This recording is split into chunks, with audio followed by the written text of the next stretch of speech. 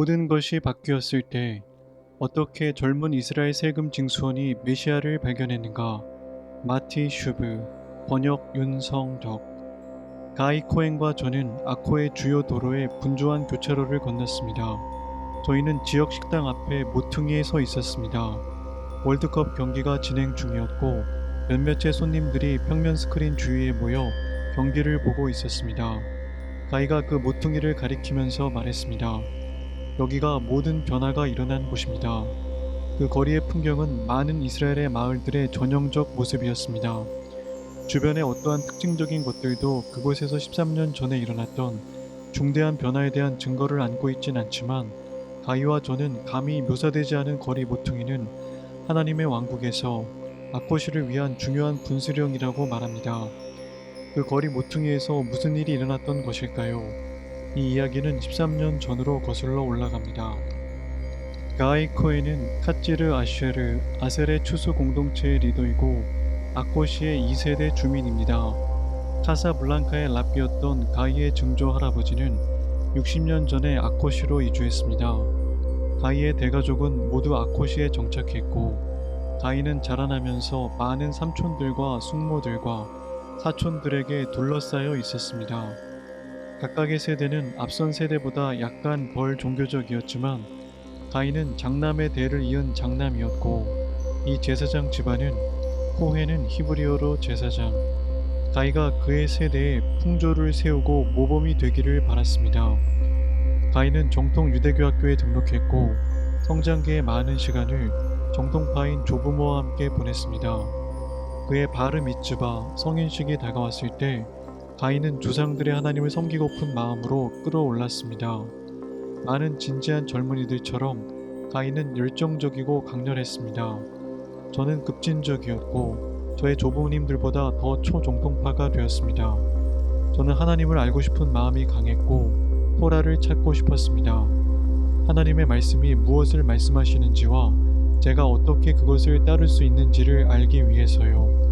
청소년기 가이의 열정은 아들이 너무 극단적이 되는 것은 아닌가 걱정하는 아버지를 괴롭혔습니다.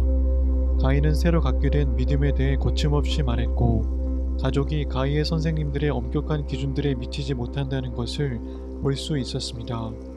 열정으로 가득한 젊은이가 자신이 발견한 새로운 종파 밖에서 잘못된 사람들을 찾는 것과 같은 종파 안에 있는 리더들이 윗사람들에게 있다고 주장하는 것과 같은 약점들과 실패들을 보이는 것은 꽤 다른 문제입니다.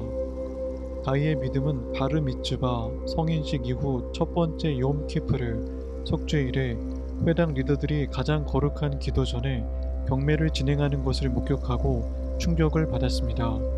가이는 설명했습니다. 제 마음은 찢어졌습니다. 그들은 돈이 있는 사람들만 환영받는다고 말하는 것인가요? 가난한 사람들은요? 장로들의 모순에 맞서는 많은 젊고 성실한 신자들과 마찬가지로 가인은 의문을 갖기 시작했습니다.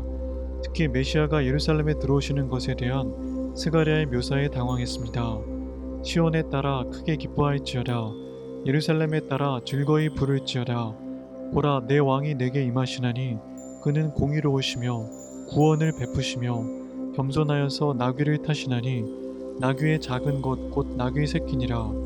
스가랴 9장 9절. 가인은 왜 위대한 왕이 나귀를 타고 그의 백성들과 도시로 돌아오려고 하는지 궁금했습니다. 그는 마땅히 키에 맞는 자동차 행렬을 보여주거나 전용기 아래 활주로에 레드카펫을 깔아놓으려 해야 할 것입니다. 가인은 랍비에게 어떻게 이럴 수 있는지를 물었습니다. 미묘한 랍비적 해석하기 익숙한 그 영리한 남자는 어린 학생을 위해 그 수수께끼를 풀어주었습니다. 나귀는 히브리어로 하모르입니다. 두 글자 mem과 바브를 바꾸면 하모르에서 호메르가 되는데 이것은 물질을 뜻하는 단어입니다. 요트, 리무진, 제트기, 헬리콥터 등 어떤 것도 나타낼 수 있는 광범위하고 포괄적인 단어죠.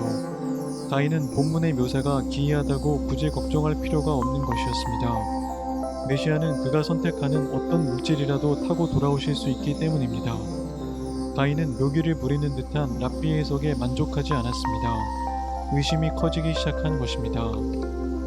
어느 날 저녁 가인은 오래된 아코의 항구변에 앉아 하나님께 부르짖었습니다. 이스라엘의 상황을 이해할 수 없었던 것입니다. 선지자들이 약속했던 대로 유대 민족은 2000년의 유배에서 돌아왔지만 약속하신 메시아는 어디에 있는가? 가인은 순결한 삶을 살고 아버지들의 전통에 충실하려고 노력했지만 모든 곳에서 그는 모순과 토라에서 읽었던 것에 미치지 못하는 의를 보았습니다. 18살이었던 가인은 놀라운 결정을 내렸습니다. 그날 저녁 키파를 벗고 스스로 이렇게 말한 것입니다. 됐어. 정통파는 더 이상 아니야. 가인은 이스라엘의 하나님을 섬기려는 열망을 버리지 않았지만 랍비들의 방식을 따르려고 하지는 않았습니다. 가인은 메시아를 간절히 사모했습니다. 메시아를 찾을 수 있는 곳이라면 어디든지 찾아 나서기로 다짐했습니다. 예외는 있었죠. 전통을 초월하여 진리를 찾는 많은 성실한 젊은 유대인들처럼 기독교만 아니라면 무엇도 괜찮았고 예수만 아니라면 누구라도 괜찮았습니다. 가인은 아버지가 이전에 선택했던 것과 매우 유사한 보다 전통적인 유대교에 정착했습니다. 군복무를 마친 그는 이스라엘 세무당국에서 근무했습니다. 어느 점심시간에 그는 사무실에서 나와 아코의 주요 도로로 향했습니다. 이스라엘에서 흔히 볼 수 있듯 한 남자가 가이에게 다가와 종교적인 자료를 주었습니다. 가인은 그것이 랍비족 종교를 홍보하는 소책자의 것이라 생각하면서 받았습니다. 제목을 흘낏 봤을 때 그는 그것이 뭔가 다른 금지된 것이라는 것을 알았습니다. 가인은 돌려주려고 재빨리 돌아섰습니다. 그러나 책을 받았다가 돌려주려고 돌아서는 1, 2초 사이에 그 남자는 사라졌습니다. 가인은 주위를 모두 둘러보았지만 그 남자는 어디에도 보이지 않았습니다. 당황한 가인은 그 남자가 마법같이 모퉁이 주위로 사라졌는지 확인하기 위해 미친 듯이 모든 곁길을 흩으며 다녔습니다. 그러나 그는 어디에도 없었습니다. 순식간에 그 사람은 사라졌습니다.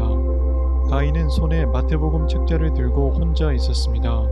호기심에 진 그는 책을 펴고 5장 29절을 읽었습니다.